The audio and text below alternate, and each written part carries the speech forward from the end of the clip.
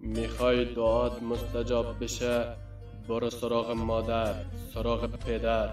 مادرتونو بخندونید، باباتونو بخندونید. چرا وقتی درد و بدبختی دارید میاید ناله هاتونو برای پدر و مادرتون میارید، ولی وقت خوشتونه با رفیقا میرید کنار دریا، با رفیقا میرید بازی کردن، با رفیقا میرید سفر؟ چرا خوشی هاتون مال رفیقاتونه، در به دریاتون مال پدر و مادرتونه؟ چرا اینا رو اینقدر غصه میدید؟